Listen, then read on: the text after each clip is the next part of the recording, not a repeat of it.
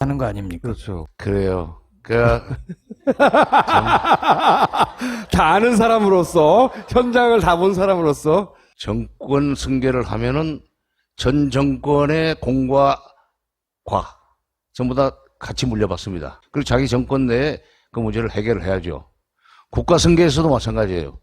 그러니까 이명박 정부의 걸 물려받아 놓고 왜 난데없이 핵실험, 지금 금년 핵실험으로부터 10년 전에 북한에 무슨 송금한 걸 가지고 핵을 개발했다고 갖다 붙여야 되느냐 이거예요.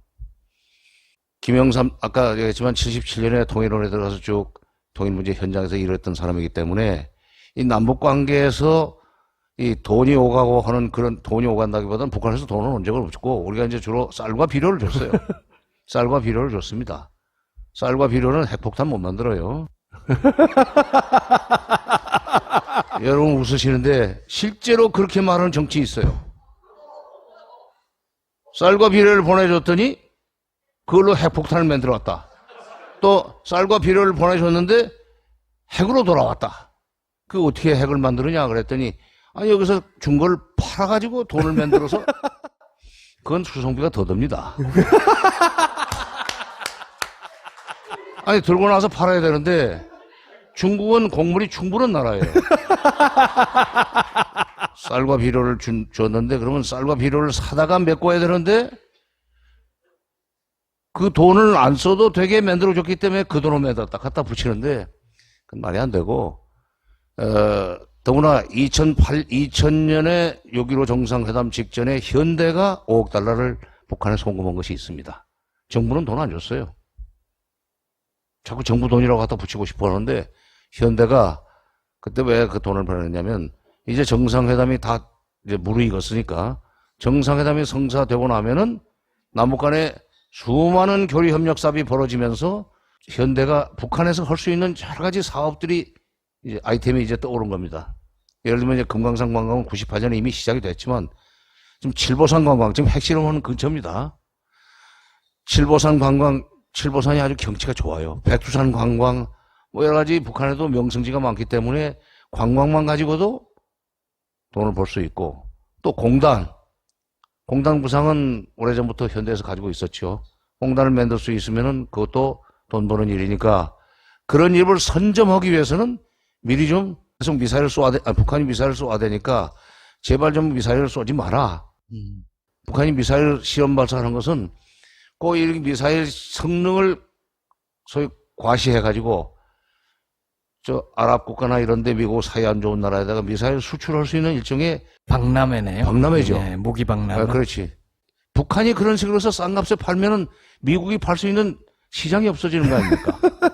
한미 관계나 미북 관계를 볼 때 또 미중 관계를 볼 때 소위 국제정치의 기본은 국제정치의 기본을 이해하는 데 있어서 무기시장이라는 개념이 들어가면 설명력이 매우 높아집니다. 네. 아니, 이게 시험하지 말라. 이제 그렇게 하니까 우리가 이걸로 1년에 10억 달러씩 벌어 쓰고 있다는 것은 규칙의 기관에서도 인정하는 바인데, 그러려면 10억씩 내라. 그럼 내가 안 할게.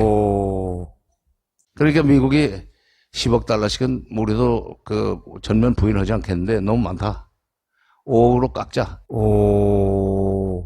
그렇게 하고 그런 얘기가 오갔던 적이 있습니다. 이건 뭐냐? 제가 왜 이 숫자를 가지고 얘기하느냐? 미국도 북한이 미국 무기 수출로 상당한 양의 돈을 벌어쓰고 있고 거기서 들어온 돈을 가지고 계속 무기 개발하는데 재투자를 하고 있다는 사실을 인정했다는 겁니다. 한국에서 간 현금이라고 하는 것은 별거 안 돼요. 현금이 박근혜 대통령이 금년 2월 10일 날 개성공단 문을 닫는 조치를 발표하면서 1995년부터 작년 말까지 2015년 말까지 남쪽에서 국교로 간 돈이 30억 달러나 됩니다. 그랬어요. 21년 동안에 30억 달러면 1년에 1억 5천만 달러도 안 됩니다. 그게 어떤 것들이냐? 뭐 개성공단 인건비, 네. 뭐 금강산 관광대금 뭐 등등 현금으로 들어간 거죠. 또 그 중에는 어떤 것도 들어가 있냐면 쌀과 비료 보낸 것도 들어가 있어요. 95년에 그 북한에 들어간 것은 현금은 없습니다. 쌀에 15만 톤 준 거예요. 김영삼 대통령 때.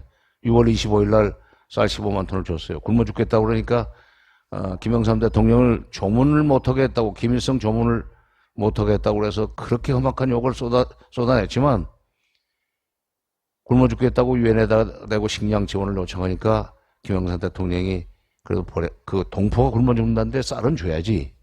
우리 또 쌀이 남아 도니까. 그때 이제 일본이 먼저 50만 톤을 주겠다고 그랬었어요. 북한이 이렇게 원조를 요청하니까 제일 먼저 우리가 보낼게 하고 들고 나온 게 일본입니다. 일본은 왜 그랬겠습니까?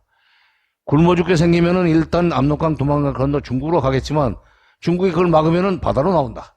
바다로 나오면 고구려 유민과 백제 유민들이 바로 널판떼기만 붙들고도 바다에 들어가면은 물길의 흐름이 자동적으로 서해에서는 구만모도 쪽으로 들어가고. 여러분 웃으시는데 실제예요. 동해에서는 니가다로 들어갑니다.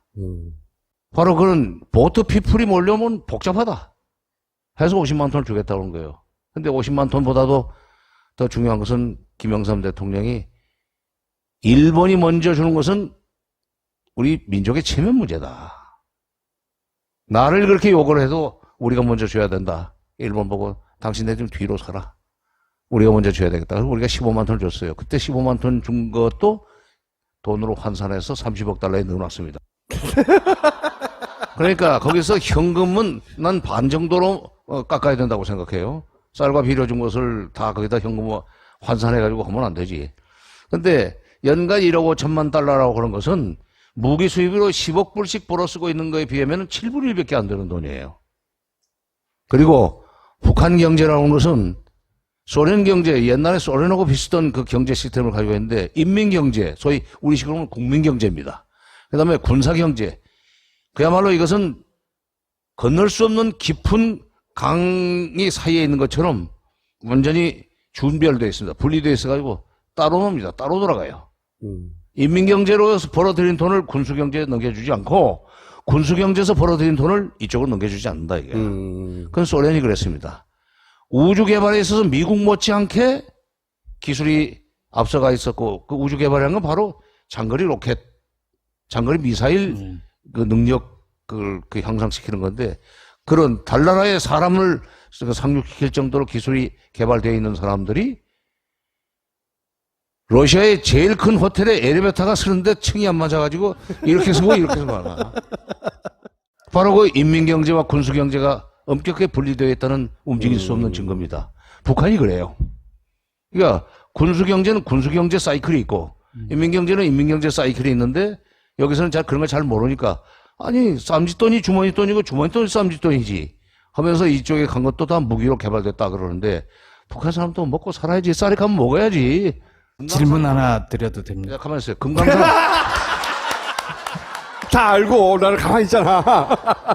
돈을 갖다 썼다는 것은 억지 주장이고 그 다음에 2000년에 보낸 5억 불을 2016년에 무기 개발하는 데 썼다는 얘기는 16년 돈 5억 불 가지고 뭐 어디다 씁니까?